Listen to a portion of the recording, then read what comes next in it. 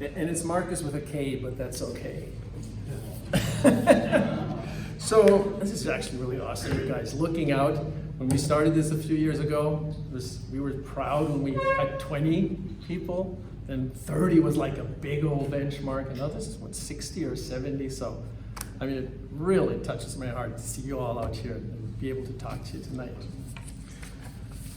And I'm gonna have to read because I'm not good at free speaking. So sorry if I have my eyes down here more than out here, but so I am Markus Huber.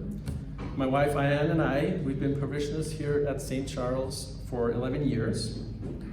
I'm a cradle Catholic, born in Austria, to Austrian parents.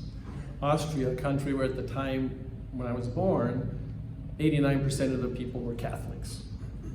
I was baptized in the Catholic Church, received my first communion when I was 10, my confirmation when I was 14. At elementary school and middle school age, I walked to church every Sunday morning with the kids from the neighborhood. That's just what we did while our parents stayed at home and got to sleep in. I had a Catholic wedding with my Catholic wife, Anne. Anne is from Michigan, and her father was a deacon in the Catholic Church. And we settled here in Livermore. My two sons are also baptized in the Catholic Church, also had their first communion, also were confirmed here in Livermore. None of this, however, has anything to do with my faith.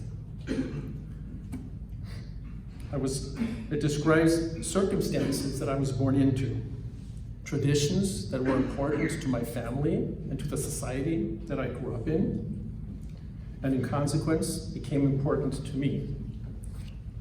All of it, though, provided a cultural home, a place and traditions that feel good and provide a feeling of belonging.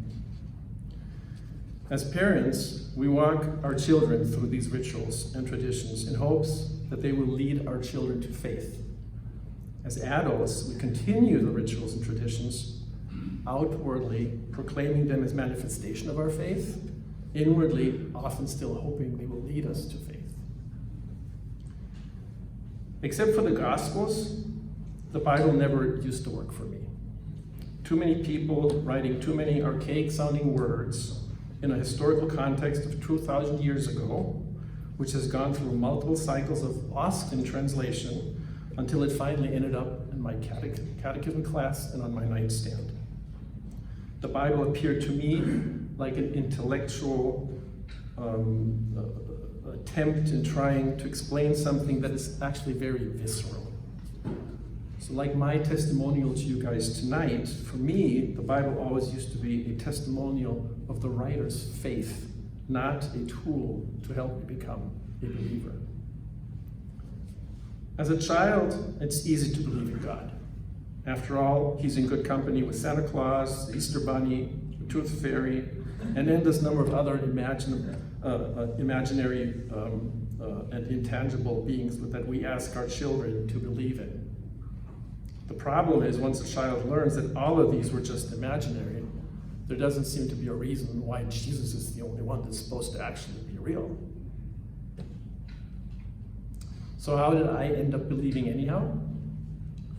My mother laid the foundation by introducing us to the stories in the Gospels in a way appropriate for children, simply as stories. No threats of hell and damnation, no talk of weakness, of sin, of evil, no requirement of having to fall to your knees and adore and admire a needy deity. Just stories about the goodness of humankind. Then, between the time when I gave up on Santa Claus and sometime in my early 20s, I assume I chose to believe because I was afraid of the consequences of not believing in case there actually was a God. Sometime in my early 20s then, during a faith conversation with my father, he said something that has been the foundation of my faith ever since. He said, God is love. Those three words resonated with me and opened my eyes to the divine. God is love. Love is God. Now you might say I could have gotten that from many places in the Bible too, and that's true. And when reading the Bible now, I do recognize it. But I also realize that believing, having faith, for me, needed to come first before the Bible could become useful to me. In the meantime, I expanded those 3 words to 5 words. God is love and forgiveness. And to me, those 5 words are the core of my faith and what Jesus is asking of me. I fail at it every day, at love and forgiveness, but it's a wonderful beacon to have in front of me, to pick myself up every time I fall and keep on following it. It's easy to understand and it's powerful. And that's what God is to me, easy to understand and powerful. I don't remember a time that I didn't believe in God. I still believe in God. What has changed is my vision of God, my image of the divine, my understanding of my faith. Nature, rather than words, bring God closest to me. A sunrise, a sunset, leaves rustling in the wind, the sound of the surf at the ocean. That is when I know Jesus is right there. That is how he makes me smile. That is when I spread my arms to welcome him.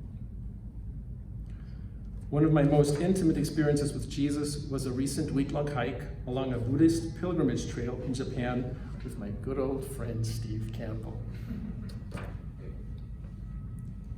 Along the trail, we saw many stone sculptures of deities called Jizo, J-I-Z-O.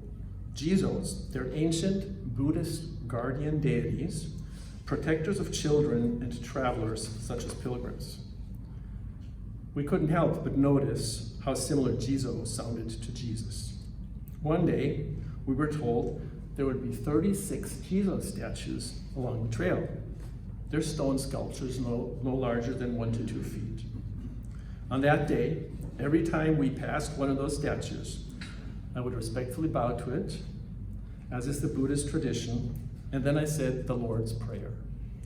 36 Our Fathers that day. And all day long, Jesus smiled down at me. And how Jesus loved me on that day. And how Jesus loved every one of those Jizos who were protecting all of us pilgrims. I believe that which name we give God is not important. What is important is love and forgiveness. And I thank God for having opened my eyes to that. Thank you, guys.